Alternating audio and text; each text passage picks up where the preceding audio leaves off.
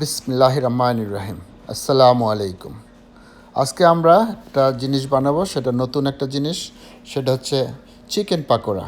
Pakora normally vegetable দিয়ে বানায়, বিভিন্ন সবজি মিক্স করে, তারপরে আপনার কী বলে এটাকে, বেসন মিক্সড করে বানায়। কিন্তু আমরা আজকে চিকেন দিয়ে সেই কাজটি সারবো।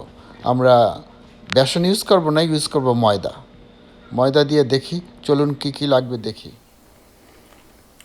এখন আমাদের চিকেন পাকোড়ার জন্য যা লাগবে, এখানে চিকেন নিয়েছি প্রায় 700 গ্রামের মতন। চিকেনগুলি ছোট ছোট করে টুকরা করছি পাকোড়া সাইজে, যে পাকোড়া বানায় পাকোড়া ওরকম করে করছি। তো চিকেনগুলি এই অবস্থা। আর এর সাথে যে যে মশলা লাগবে, প্রথমেই লাগবে লবণ, তারপরে লাগবে কর্নস্টার্চ,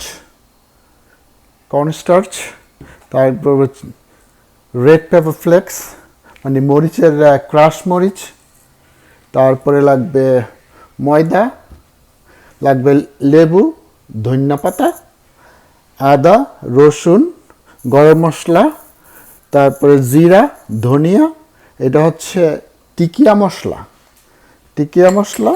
আর হচ্ছে মরিচ।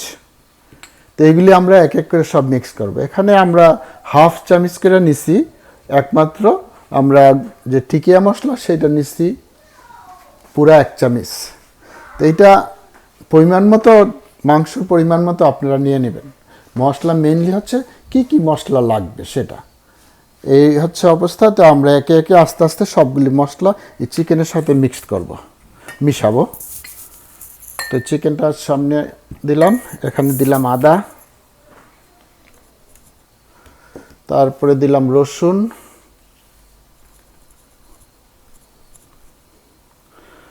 তারপরে দিলাম মরিচ, লাল মরিচ, তারপরে ধনিয়া, জিরা,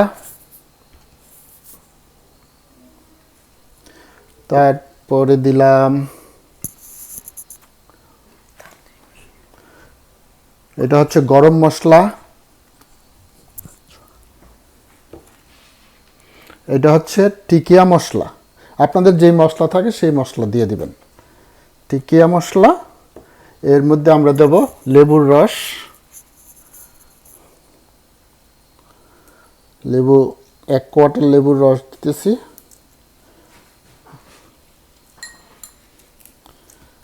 লেবুর রস, তারপরে একটু হাতটা মুছে নেই,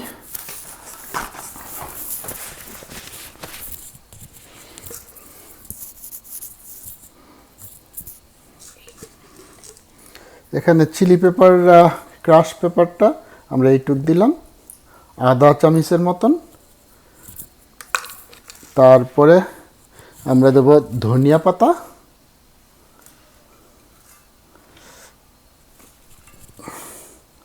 তারপরে লবণ অল্পই দেব, লাগলে আবার দেওয়া যাবে লবণ। এখানে কর্নস্টার্চ দেব,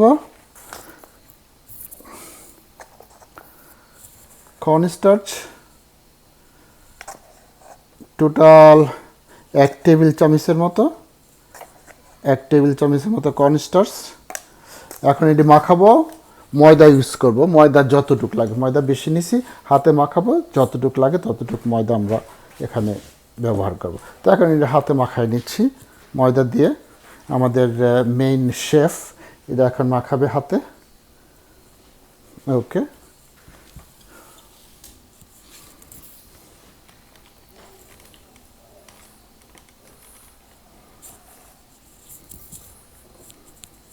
ঠিক।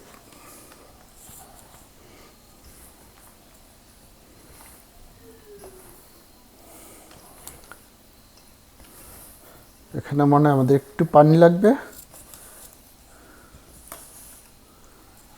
পানি নিয়ে আসছি।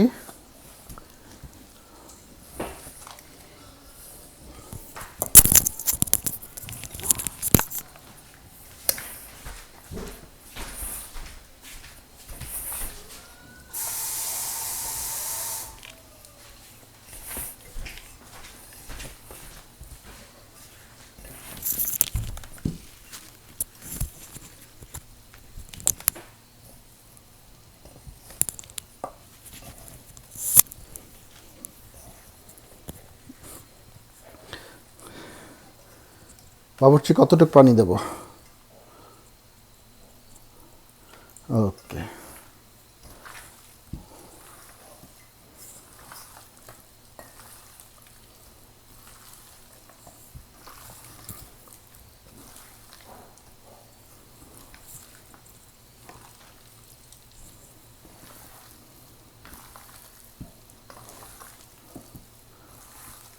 মাখানো হয়ে গেছে মনে হয়। ময়দা আর লাগবে? আর একটু লাগবে মনে হয় ময়দা, এটা পাকোড়া তো তাই ময়দাটা একটু বেশিই লাগবে। আর একটু ময়দা আর একটু পানি।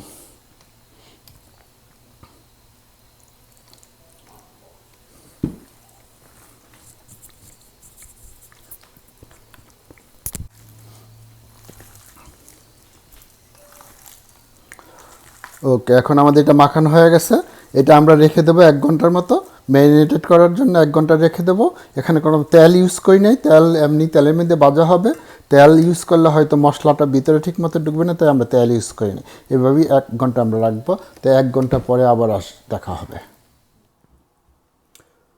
ফিরে আসলাম 1 ঘন্টা পর চিকেন পাকোড়া বানানোর জন্য। ওটা আমরা 1 ঘন্টা ম্যারিনেটেড করে রাখছিলাম। এটার মধ্যে আবার একটু আমাদের শেফ মানে বাবুর্চি, হেড বাবুর্চি একটু লাল রং দিছে। লাল না হলে নাকি ভালো লাগে না, তো এই লাল রং মিক্সড করছে। তো এখন আমরা তেল গরম দিছি, তেলের মধ্যে আমরা একটা একটা করে পাকোড়া ফ্রাই করবো। যে পাকোড়া যেভাবে ভাজবো ওইভাবেই ভাজবো। তো বাবুর্চি বিসমিল্লাহির রহমানির রহিম করে একটা দিয়ে দেন।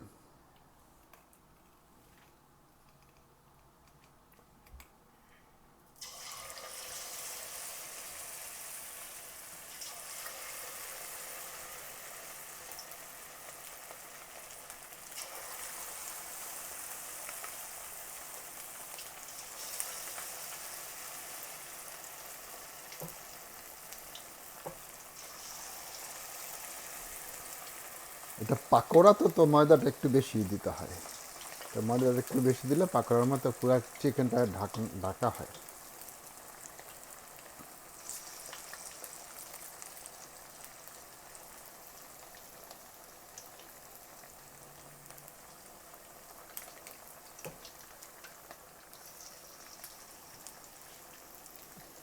তো আমরা এই বেজ ভাজবো, আরেক বেজ হবে। তো এটা ভাজা হোক।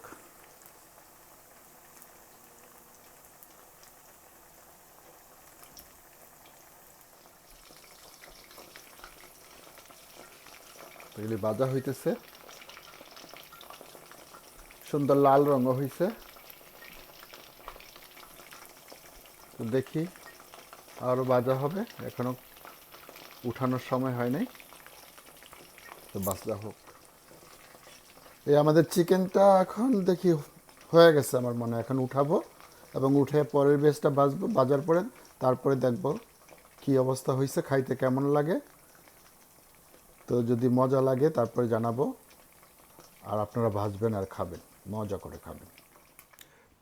তো এই হয়ে গেল আমাদের চিকেন পাকোড়া। দেখেন পাকোড়াগুলি সত্যি সুন্দর হয়েছে। আমি একটা খাইছিলাম, খাইয়া দেখলাম বেশ মজা। তো আপনারা এইভাবে পাকাবেন আর খাবেন। আর যদি ভালো লাগে আমাদেরকে সাবস্ক্রাইব করে উৎসাহিত করবেন।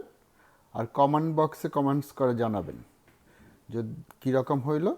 তবে যদি খারাপ ভুল ত্রুটি কিছু হয় আমরা শুধরানোর চেষ্টা করব। তো সব শেষ কথা হলো, ভালো থাকবেন, ভালো খাবেন এবং সাবধানে থাকবেন। তো আজ এই পর্যন্তই। আসসালামু আলাইকুম।